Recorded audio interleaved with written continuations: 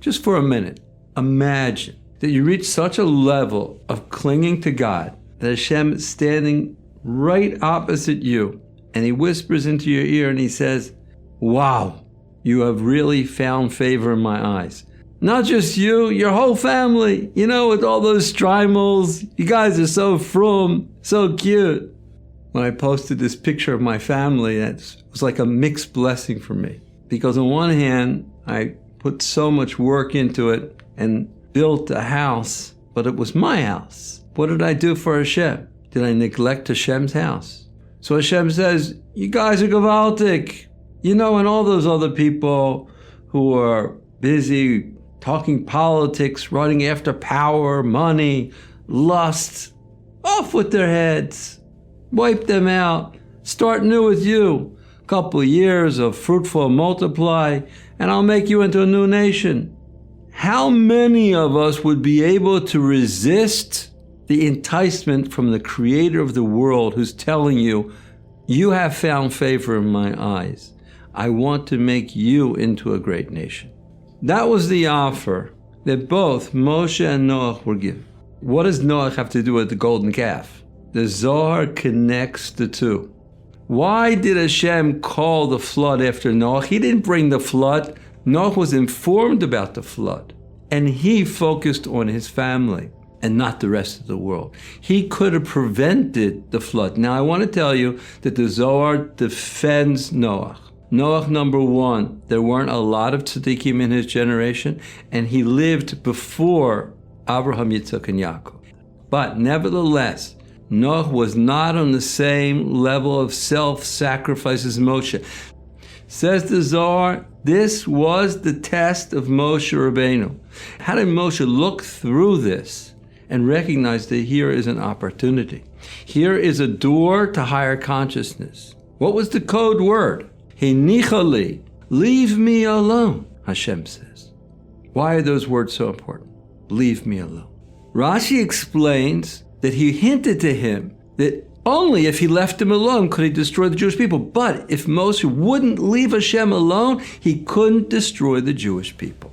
Wow, big time. Moshe said the following, better I should perish rather than the Jewish people be destroyed. How did he understand this? Because Hashem whispered into his ears this code word. I heard this from Rav Tzvi Chesed.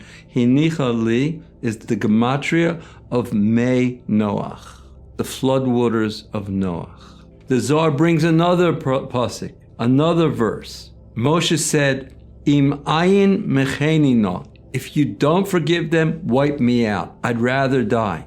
Mecheni is also the letters Mei Noach, the floodwaters of Noach.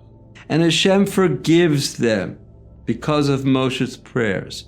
The word vayinachem is the third important hint word.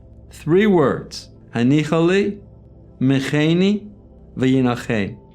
All 3 spell Yemei Noach. In the name of Rav Tzvi Chesed, an amazing chap in the sugya of this Zohar. So Hashem was hinting to him the whole time, you want this calamity to be called your golden calf? So leave me alone. And Moshe understood right away the hint, and therefore, to the nth degree of self-sacrifice, Moshe went into high gear and started praying until he literally got sick, as Chazal say on the pasuk Vayichal. Vayichal is lashon tefillah, but also he literally made himself sick. He prayed so much. We talked about the concept of the golden calf being a problem that's really an opportunity. If we have the right attitude towards problems, we can recognize that they're cosmic setups. Don't get upset. Hashem wants to bring you to a higher level of consciousness. So for the Jewish people, we call it, what do you do when the lights go out? For Moshe, it was a whole different test. The anger of Hashem for Moshe is the darkness that parallels the darkness for the Jewish people. When the Jewish people lost it, they lost it because Moshe disappeared. For Moshe, it was a different test, but it was still very, very hard. What do you do when Hashem says he wants to wipe out the Jewish people? What do you do when calamities come to the world and it appears that Hashem is not happy with the world? What made Moshe so expansive? His Daas, his ability to see the big picture. This is the headspace of the tzaddik. Better I should perish and not the Jewish people. Let's end with a parable from Reb Nachman. There was once a king. He wanted to go hunting. Kings go hunting, they get in hunting clothes. They want to move around freely. You can't hunt in a crown and a cape. He's with his ministers and all of a sudden torrential rain.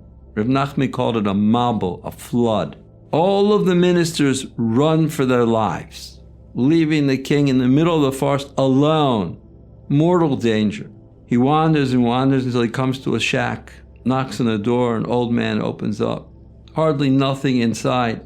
He brings him in, gives him a pot of porridge, changes his clothes, puts him to sleep on this wood bed, and the king is having the time of his life. He never felt so much comfort, so much warmth, so good from the hospitality of this simple person. In the morning, all of the ministers come with the royal carriage, the clothes. King, we want to bring you back to the castle. The king says, I'm not going anywhere with you guys. You only care about yourselves. I'm going to go back in these clothes with this guy's horse and buggy, and he's going to sit next to me on the throne. Says Rabbi Nachman, before the Mashiach comes, there's going to be a flood. And it's going to be worse than the flood of Noah. It's going to cover even the highlands of Eretz Israel, the Rabbi said. And it's going to be a flood of heresy. It's going to be a flood of promiscuity. The only ones that are going to be saved are the people who are not running after their own agenda, the simple people. Because the only people that understand Hashem really are the people who understand that the king is homeless right now. You want to build your family, it's a mitzvah to build your family. But to only think about yourself, it's not the right way to be. And the only people who are going to survive are the simple people. Specifically, the simple people have the ability to, inside all the turmoil of the world, focus on the fact that the creator of the world is without a house. How much are we thinking about him in all of our chaos? How much are we just so much focused on ourselves, survival, not being able to see past our noses? Especially now, it's Erev Parshas Shkolim. Every person brought whatever he had to the table to be part of the Mishkan. This is part of our mission. This is what I call unity. When all of Klal Yisrael comes together for a purpose of putting Hashem back in his house, bringing the redemption, even if not everybody is involved, if there's a critical mass of unity, we can push the spiritual buttons that are needed to bring the redemption. That's what we need. Don't give up.